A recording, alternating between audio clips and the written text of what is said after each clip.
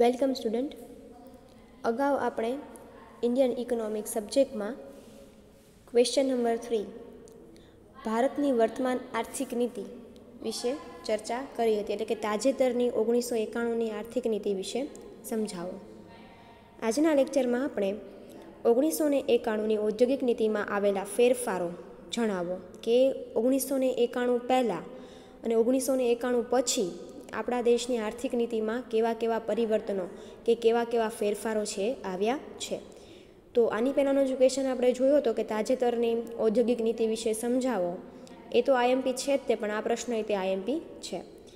તો ભારત સરકારે ઉદ્યોગોના વિકાસ માટે ઔદ્યોગિક આર્થિક સુધારાઓ છે અમલમાં મૂક્યા, જેનો અર્થ થાય છે આર્થિક સુધારાનો કે ઉદ્યોગોના વિકાસ, ઉદ્યોગોના પાયાથી લઈને ઉદ્યોગોની કિંમત નિર્ધારણ સુધીના દરેક ક્ષેત્રે વિકાસ થાય તે માટે સરકારે ખાનગી ક્ષેત્રોને પણ પોતાની રીતે ઉદ્યોગો કરવાની પરમિશન આપી.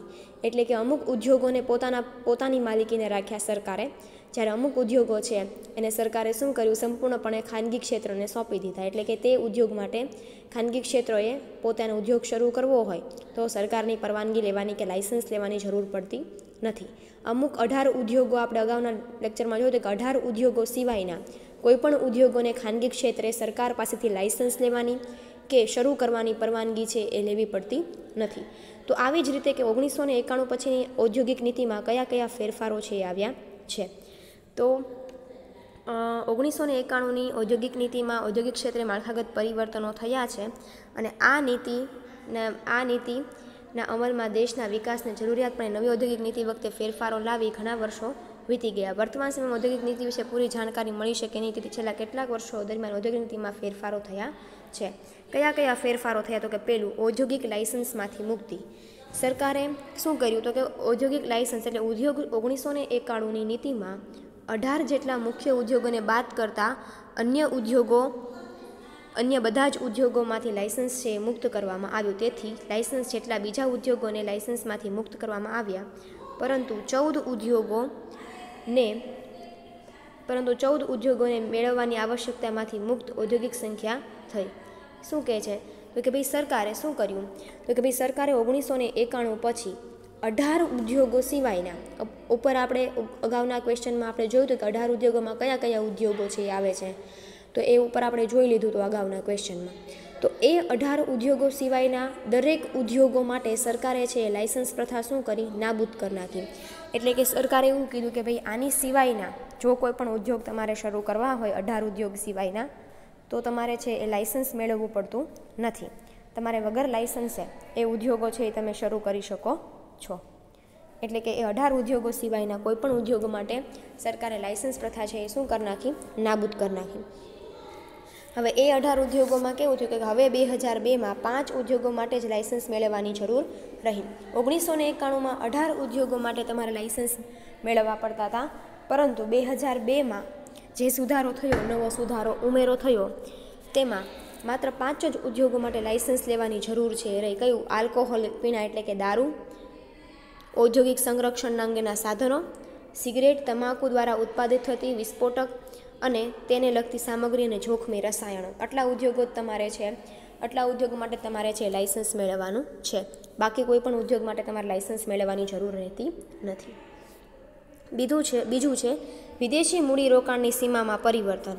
તો કે ભારતે ડિસેમ્બર 1996 સુધી 48 જેટલા ઉચ્ચ અગ્રતાવાળા ક્ષેત્રોમાં વિદેશી મૂડીરોકાણની સીમાને 51% કરવામાં આવી. 34 જેટલા ઉદ્યોગો માટે જ નક્કી કરવાની ઔદ્યોગિક નીતિમાં વિદેશી મૂડીરોકાણની આ સીમા 1991 અગાઉની નક્કી થઈ. શું કહે છે કે ભાઈ ભારત સરકારે 1996માં અમુક ઉદ્યોગોમાં તમારે જો વિદેશી મૂડીરોકાણ કરવું, એટલે તમારે વિદેશી કોઈ પણ કંપનીમાં મૂડીરોકાણ કરવું હોય તો તમે 51% સુધી કરી શકો. હવે 51% શું કામ તો કે ભાઈ કોઈ પણ કંપની છે એ 100%ના શેર બહાર પાડતી હોય, એ 100%ના શેરમાંથી જો તમારી પાસે એ કંપનીનો 51% હિસ્સો હોય તો તમે એ કંપનીના શું કહેવાઓ, માલિક કહેવા. એટલે 1991 પહેલાં આવું નહોતું. 1991 પહેલાં તમે વિદેશી કંપનીમાં 91% જેટલું મૂડીરોકાણ કરી શકતા નહોતા, પરંતુ 1996માં ઔદ્યોગિક નીતિમાં છે ફેરફાર કરવામાં આવ્યો અને તમે 91% સુધીની સીમા સુધી તમે શું કરી શકો છો, રોકાણ છે એ વિદેશી કંપનીમાં કરી શકો છો. પણ કેટલા ઉદ્યોગોમાં? તો કે સરકાર દ્વારા નક્કી કરવામાં આવેલા 48 જેટલા ઉચ્ચ અગ્રતાવાળા ક્ષેત્રોમાં જ તમે 51% સુધીનું રોકાણ છે એ કરી શકો છો. ત્યાર પછી છે એ સીમા થોડીક ઘટાડીને 34% ઉદ્યોગોમાં તમે 51% સુધીનું રોકાણ છે કરી શકો. એટલે કે 14 જેટલા વધુ ઉદ્યોગોને વિદેશી મૂડીરોકાણની છૂટ આપવામાં આવી. એટલે હવે 50% ઉદ્યોગોમાં વિદેશી રોકાણની સીમા છે એ નક્કી કરવામાં આવી છે. એટલે કે એવું કહેવા માગે છે કે તમે કોઈ પણ 1996 પછી ઉદ્યોગો ક્ષેત્રે 51% મૂડીરોકાણની સીમા છે એ વધારવામાં આવી. એટલે કે વિદેશી કંપનીમાં તમે 51% સુધીનું રોકાણ છે એ કરી શકો છો. ત્રીજું, જાહેર અને ખાનગી ક્ષેત્ર, જાહેર ઉદ્યોગો ખાનગી ક્ષેત્ર માટે ખુલ્લા મૂકવામાં આવ્યા. એટલે કે સરકાર હસ્તક પહેલાં જેટલા ઉદ્યોગો હતા એમાંથી અમુક ઉદ્યોગોમાં છે એ ખાનગી ક્ષેત્રોને પણ પ્રવેશ આપવાની પરમિશન છે સરકારે આપી. એટલે કે પોતાના હાથમાં જેટલા ઉદ્યોગોની માલિકી હતી એ છૂટા કરી નાખ્યા સરકારે અમુક ઉદ્યોગોને જ પોતાની પાસે રાખ્યા, બાકી બધા જ ઉદ્યોગો છે એ ખાનગી ક્ષેત્રોને આપી દીધા. જે 13 ખનીજો જાહેર ક્ષેત્ર કે સરકારી ક્ષેત્ર માટે આરક્ષિત હતા તે માર્ચ 1993થી ખાનગી ક્ષેત્ર માટે ખુલ્લા મૂકવામાં આવ્યા. એટલે કે ખાનગી ક્ષેત્રો પણ સરકાર દ્વારા જે ક્ષેત્રોને ખુલ્લા મૂકવામાં આવ્યા છે એમાં પોતાનો ધંધો છે એ કરી શકે છે. ફોર એક્ઝામ્પલ આપણે ઉદાહરણ લઈએ તો પહેલાં છે ને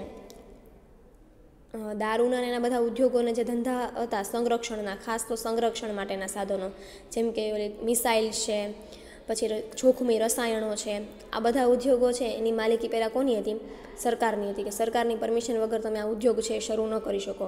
પરંતુ હવે સરકારે છે એ પરમિશન લઈ અને ખાનગી ક્ષેત્રો માટે આ ઉદ્યોગ છે એ શું કર્યા? ખુલ્લા મૂક્યા. જાહેર ક્ષેત્રે આરક્ષિત ઉદ્યોગો, એટલે કે ઔદ્યોગિક નીતિ પછી કેટલા ઉદ્યોગો છે એ સરકારે પોતાના પાસે રાખ્યા. જુઓ હવે, ઔદ્યોગિક નીતિ અન્વયે જાહેર ક્ષેત્ર માટે આરક્ષિત ઉદ્યોગોની સંખ્યા જે 18 જેટલી કરવામાં આવી હતી તે ઘટાડીને 3 જેટલી 2002માં થઈ ગઈ. એટલે પહેલાં સરકાર પાસે કેટલા ઉદ્યોગો હતા? 18 ઉદ્યોગો હતા કે જે સરકારની પોતાની માલિકીના હતા. જાહેર ક્ષેત્ર એટલે શું થાય? સરકારની માલિકી કહેવાય. ને ખાનગી ક્ષેત્ર એટલે શું થાય? વ્યક્તિગત પોતાની માલિકી કહેવાય. તો પહેલાં છે 18 જેટલા ઉદ્યોગો છે એની માલિકી સરકારની હતી. હવે 2002માં ઘટાડીને કેટલા કરી નાખ્યા? 3 કરી નાખ્યા. એ 3માંથી માત્ર 4 2002માં ઘણી વખત એક સુધારો કર્યો અને એ 4 સુધી લઈ ગયા. એ ઉદ્યોગોમાં કયા કયા ઉદ્યોગ? તો કે પરમાણુ ઉર્જા, રેલવે અને ખનીજો. આટલા 3 ઉદ્યોગો છે એ સરકારે પોતાના હસ્તક રાખ્યા. રેલવે છે, રેલવે સંપૂર્ણપણે સરકારી છે, એમાં કોઈ ખાનગી ક્ષેત્ર પ્રવેશ કરી શકે નહીં. પરમાણુ ઉર્જા એટલે શું? તો કે આપણે બધું જે યુદ્ધ સામગ્રીના સાધનો હોય એ બધું પરમાણુ ઉર્જામાં આવે.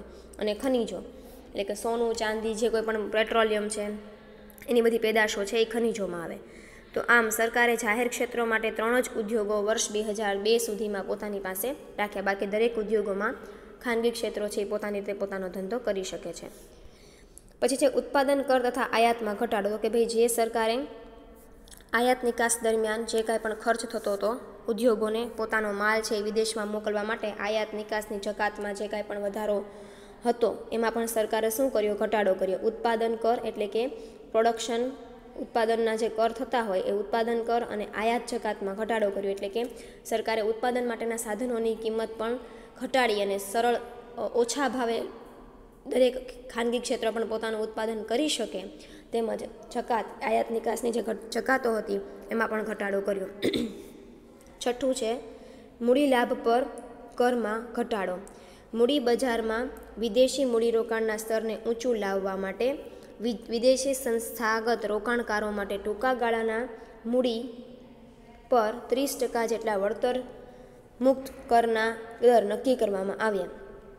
મૂડી કરમાં લાભ એટલે કે વિદેશી કંપની જ્યારે ભારતમાં રોકાણ કરવા આવતી હોય, પહેલાં આપણે જોયું હતું કે ભારત છે બીજી કોઈ પણ વિદેશમાં રોકાણ કરતું હોય તો 51% સુધીની મર્યાદા છે ભારતે નક્કી કરી વિદેશી કંપનીમાં કોઈ પણ જગ્યાએ રોકાણ કરવા માટે.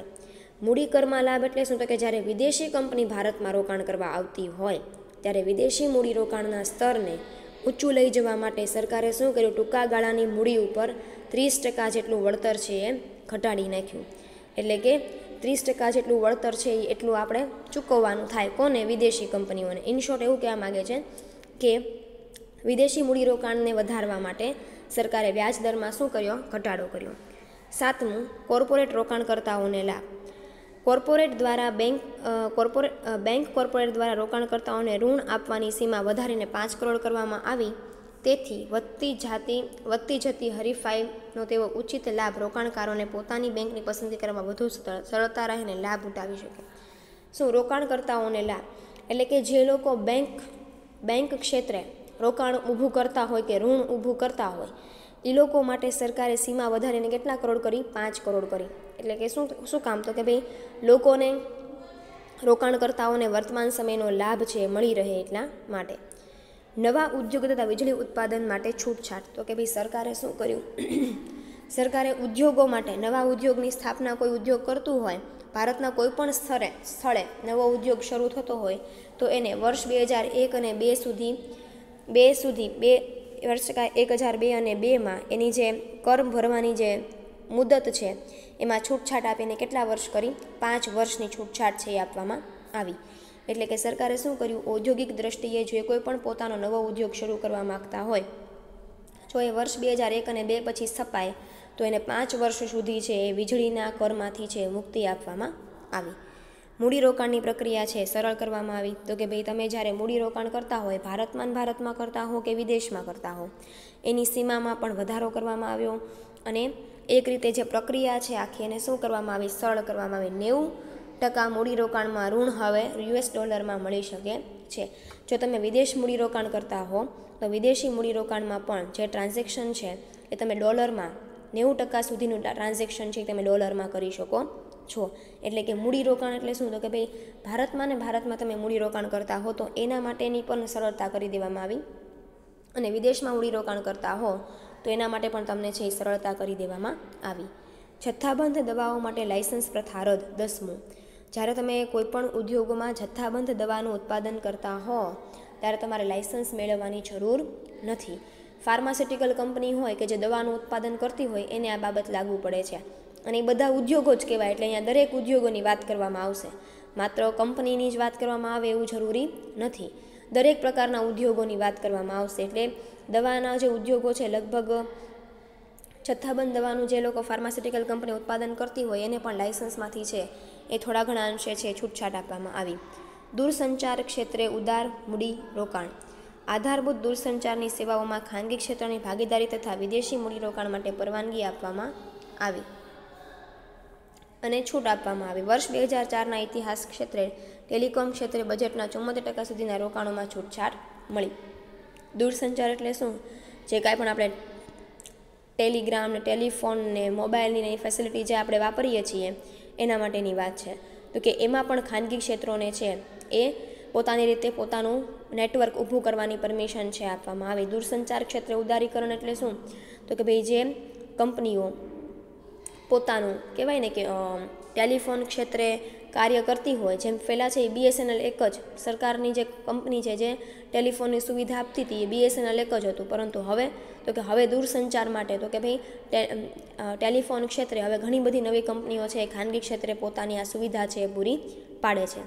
તો એ લોકોને પણ છે ખાનગી ક્ષેત્રોને પણ દૂરસંચારની સુવિધાઓ માટે છૂટ આપવામાં આવે. વિદેશી મૂડીરોકાણની સીમામાં વધારો. 12મું, વિદેશી કંપનીઓ છે એની મૂડીરોકાણની સીમામાં છે પણ એ વધારો કરવામાં આવ્યો.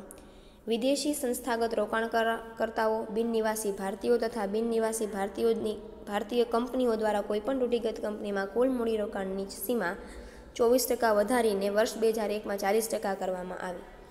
વિદેશી મૂડીરોકાણની સીમામાં વધારો એટલે શું?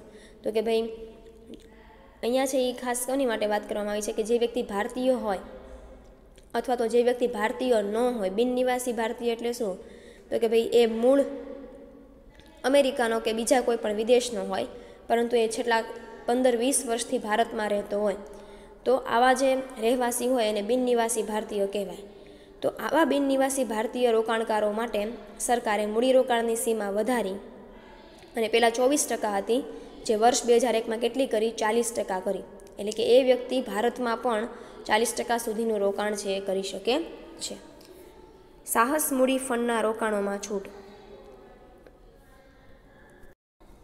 હવે અહીંયા શું કહેવાય? સાહસ મૂડી ફંડમાં રોકાણમાં છૂટ એટલે કે શું કહેવામાં છે કે નવા સાહસોમાં મૂડીરોકાણને પ્રોત્સાહન આપવા માટે સાહસ મૂડી ફંડને હવે એવી સુવિધા આપવામાં આવી કે તેઓ કોઈપણ કંપનીમાં પોતાની મૂડીના 50% સુધીનું રોકાણ કરી શકશે, જે અગાઉ 20% સુધીનું હતું. સાહસ મૂડી ફંડમાં રોકાણ એટલે શું? તો કે ભાઈ તમે તમારી કંપનીના તો માલિક છો જ તે, પરંતુ તમે કોઈ બીજી કંપનીમાં તમે છે એ શેર ખરીદવા માગતા હો તો તમે બીજી કંપનીમાં પણ તમારી જે મૂડી હોય એના 50% સુધીનું રોકાણ છે એ બીજી કંપનીમાં કરી શકો છો. એટલે કે અન્ય કંપનીમાં, અન્ય સાહસમાં તમને મૂડી રોકાણ કરવામાં શું છૂટ આપવામાં આવી તે. તમારી પાસે જો 50% મૂડી હોય તો એના 50% સુધીનું રોકાણ છે તમે કોઈ પણ અન્ય કંપનીમાં છે કરી શકો છો. 14મું, આંતરમાળખાના નિર્માણમાં વિશેષ રાહત. સરકાર દ્વારા આંતરમાળખાકીય સુવિધાઓમાં પણ છે એ ફેરફાર કરવામાં આવ્યો. આંતરમાળખાના નિર્માણની જાળવણી અને વિકાસના હેતુથી સડક, પુલ, બંદર તેમજ માળખા સાથે સંકળાયેલા કંપનીઓ અને સંગઠનોને આપવામાં આવતી 5 વર્ષના નાણાંની કર રાહતનો લાભ હવે પાણી પુરવઠા, સફાઈ કામ અને ગંદા પાણીના નિકાલ વગેરે સેવાઓ માટે કરવામાં આવશે.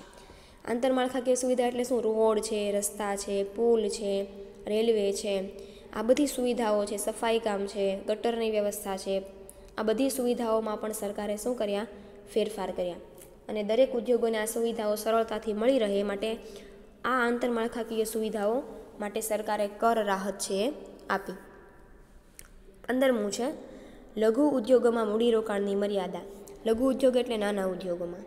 1997માં લઘુ ઉદ્યોગોમાં મૂડીરોકાણની મર્યાદા વધારીને 3 કરોડ કરવામાં આવી, પરંતુ લઘુ ઉદ્યોગની મૂડીરોકાણની મર્યાદા પહેલાં 1 કરોડ હતી. બરાબર.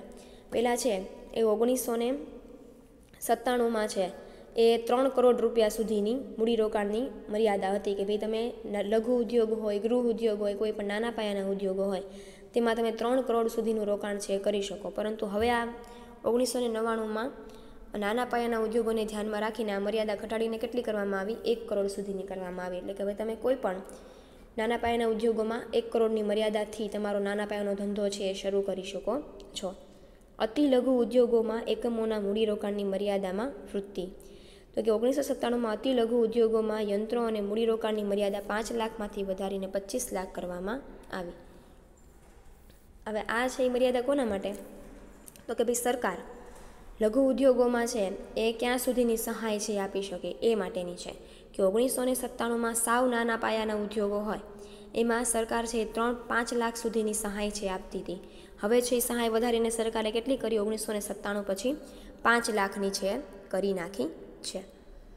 પછીનું છે લઘુ ઉદ્યોગ ક્ષેત્રે આરક્ષિત. એટલે કે પહેલાં છે એ કયા ઉદ્યોગો છે એ લઘુ ઉદ્યોગો માટે આરક્ષિત હતા, નાના ઉદ્યોગો માટે આરક્ષિત હતા. મતલબ તમે કેટલા પ્રકારના એવા ઉદ્યોગો છે કે જેમાં તમે નાના પાયા ઉપર ઉદ્યોગો છે એ શરૂ કરી શકો છો. તો લઘુ ઉદ્યોગ ક્ષેત્રે આરક્ષિત વસ્તુઓની સંખ્યા 836 હતી, જે ઘટાડીને 821 કરવામાં આવી. વર્ષ 2002માં વધુ ઘટાડીને 797 કરવામાં આવી. અને બજેટ 2004માં આરક્ષિત વસ્તુઓની સંખ્યા 85 જેટલી ઘટાડી અને 721 જેટલી કરવામાં આવી. શું લઘુ ઉદ્યોગ ક્ષેત્રે આરક્ષિત એટલે શું? તો કે ભાઈ જે ઉદ્યોગો હોય જેને માત્ર લઘુ ઉદ્યોગોમાં જ સ્થાન મળતું હોય એવા ઉદ્યોગોની સંખ્યા, તો કે એવા પ્રકારના 836 ઉદ્યોગો હતા જે વર્ષ 2004માં ઘટાડીને સાવ કેટલા કરવામાં આવ્યા? 721. તો કે ભાઈ 721 જેટલા ઉદ્યોગો જ હવે લઘુ ઉદ્યોગો રહ્યા. બાકીના બધા ઉદ્યોગો છે એ કેવા ઉદ્યોગો થઈ ગયા? નાના પાયાના કે મોટા ઉદ્યોગો છે એમાં પરિવર્તિત થઈ ગયા. એટલે સરકારે એ મોટા પાયાના ઉદ્યોગમાં પરિવર્તિત કર્યા હોય એનો શું કામ પરિવર્તિત કર્યા હોય? તો કે ભાઈ એ ક્ષેત્રો છે એ હવે વિકસિત કહેવાય ને કે ભાઈ મોટા પાયા ઉપર કામ કરી શકે એટલા છે એ નફો કમાતા થઈ ગયા હોય. એટલા માટે એ ઉદ્યોગની સંખ્યા છે એ 836માંથી ઘટાડીને છેલ્લે વર્ષ 2004માં કેટલી કરી નાખી? 712 જેટલી છે એ કરી નાખી છે. લઘુ ઉદ્યોગોમાં મૂડીરોકાણ. તો કે ભાઈ લઘુ ઉદ્યોગોમાં પણ છે એ અદ્યતન ટેકનોલોજી પ્રાપ્ત થઈ શકે તે હેતુથી 24% વિદેશી મૂડીરોકાણની પરવાનગી આપી. એટલે કે જે નાના પાયા ઉપર સાવ ગૃહ ઉદ્યોગો, લઘુ ઉદ્યોગોમાં કામ કરતા હોય એવા ઉદ્યોગો માટે પણ વિદેશી મૂડીરોકાણ, એટલે કે એમને પણ નવી નવી ટેકનોલોજીના ફાયદાઓ થઈ શકે તે માટે 24% જેટલું એમાં પણ વિદેશી મૂડીરોકાણની પરવાનગી છે આપવામાં આવી. વિદેશી મૂડીરોકાણની વૃદ્ધિ માટેના પ્રયાસો. તો કે ભાઈ સરકારે બને ત્યાં સુધી એવી વધારે એક્સપેક્ટેશન રાખી છે કે વિદેશી મૂડીરોકાણને પ્રોત્સાહન મળે. વિદેશી મૂડીરોકાણ સંવર્ધન સમિતિની રચના કરવામાં આવી. ઉપરોક્ત વિદેશી મૂડીરોકાણ સંવર્ધન સંવર્ધન વિભાગનું પુનર્ગઠન કરવામાં આવ્યું. વિદેશી મૂડીરોકાણ જેટલું આપણે કરી શકીએ, વધારી શકીએ, એટલો આપણા દેશનો આર્થિક વિકાસ છે એ ઝડપથી થાય. એટલા માટે સરકારે વિદેશી મૂડીરોકાણને પણ છે સારી એવી પરવાનગી અને વધારો થાય એવી સરકારે પ્રયત્નો છે કર્યા છે. વિમાન ધંધામાં ખાનગી ક્ષેત્રોને પરવાનગી. વિમાન ધંધામાં એટલે શું કે એરફોર્સમાં પણ સરકારે છે ખાનગી ક્ષેત્ર માટે છે શું કર્યા છે, ખુલ્લા મૂક્યા છે. શું કામ? તો કે ભાઈ એ લોકો પણ છે આ ધંધાનો લાભ ઉઠાવી શકે. ભારત સરકારે જીવન વીમા અને સામાન્ય વીમા ક્ષેત્રે ખાનગી ક્ષેત્રો માટે ખુલ્લા મૂકી દેવામાં આવ્યું. એટલે કે હવે ખાનગી ક્ષેત્રોની કંપનીઓ પણ તેમાં પ્રવેશ કરી તેવી વ્યવસ્થા ઊભી કરવામાં આવી. વીમા ઉદ્યોગોમાં માત્ર પહેલાં એલઆઈસી હતું, બરાબર. એલઆઈસી એક જ હતી કે જે વીમા ક્ષેત્રે વિમાના ધંધામાં ખાનગી ક્ષેત્રને પરવાનગી. એટલે કે પહેલાં છે એવી એલઆઈસી એક જ વીમાની સુવિધા છે આપતી હતી. તો એ વીમાની સુવિધા છે એ માત્ર પહેલાં એલઆઈસી આપતી હતી. હવે ખાનગી ક્ષેત્રો પણ એની સુવિધાઓ છે આપી શકે છે. કઈ કઈ ખાનગી અત્યારે આપણે બધા જોઈએ છે, મેક્સ લાઈફ ઇન્સ્યોરન્સ છે, એક્સાઇડ લાઈફ ઇન્સ્યોરન્સ છે, પછી જેટલી બેંક છે, એચડીએફસી છે, આઈસીઆઈસીઆઈ છે, એ પણ લાઈફ ઇન્સ્યોરન્સની સુવિધા છે, એક્ઝિસ છે, કોટક છે, આ બધી બેંકો પણ શું કરે છે, વીમાની સુવિધા આપે છે. તો ભારત સરકારે વીમા પહેલાં છે એ પોતાની હસ્તક હતું, એલઆઈસી એક જ હતું, પરંતુ હવે ખાનગી ક્ષેત્રોને પણ વીમાની સુવિધાઓ છે એ શરૂ કરવાની વ્યવસ્થા છે કરી દીધી. એટલે કે વીમા નિયમન તથા વિકાસ પ્રદ્યોગીકરણ જીવનમાં વીમા ક્ષેત્રે ધંધાની પરવાનગી પણ ખાનગી ક્ષેત્રો અને વીમા ક્ષેત્રે ધંધા કરવાની મંજૂરી આપવામાં આવી. વર્ષ 2002માં જીવન વીમા ક્ષેત્રે મંજૂરી આપવામાં આવી. એચડીએફસી સ્ટાન્ડર્ડ ઇન્સ્યોરન્સ કંપનીએ સામાન્ય વીમા ક્ષેત્રે રિલાયન્સ જનરલ ઇન્સ્યોરન્સ કંપની વીમા અંગે બિઝનેસ કરવાની મંજૂરી આપવામાં આવી. ઇન શોર્ટ એવું કહે છે કે પહેલાં જે વીમા ઉદ્યોગ માત્ર સરકારે પોતાના હસ્તક રાખ્યો હતો, એલઆઈસી એક જ હતું જે લાઈફ ઇન્સ્યોરન્સની સુવિધા આપતું હતું, એને હવે સરકારે ખાનગી ક્ષેત્રો માટે ખુલ્લા કર્યા. અને ખાનગી કંપનીઓ જેમ કે એચડીએફસી છે, રિલાયન્સ છે, એ બધી કંપનીઓ પણ પોતાની રીતે જીવન વીમાની સુરક્ષા છે, જીવન વીમા ક્ષેત્રે ખાનગી રીતે પોતાનો છે એ કંપની છે સ્ટાર્ટ કરી શકે છે. તો ટોટલ 20 આર્થિક ફેરફારો છે એ કરવામાં આવ્યા છે, બરાબર. કે 1991ની ઔદ્યોગિક નીતિમાં ટોટલ 20 તાજેતરના જે ફેરફારો છે એ કરવામાં આવ્યા છે. અમુક ફેરફારો 1997માં થયા છે, અમુક ફેરફારો છે 2002માં, અમુક છે 2001માં છે થયા છે. તમારે માત્ર આ 20 પોઈન્ટ્સ યાદ રાખવાના છે. ડિટેલિંગ છે એ તમે હું બોલી એ પ્રમાણે થોડું ઘણું યાદ રાખો તો ચાલશે, પણ આ 20 પોઈન્ટ છે એના ઉપર વધારે ફોકસ કરવું. તો આજના લેક્ચરમાં આપણે આટલું રાખીએ છીએ. Thank you.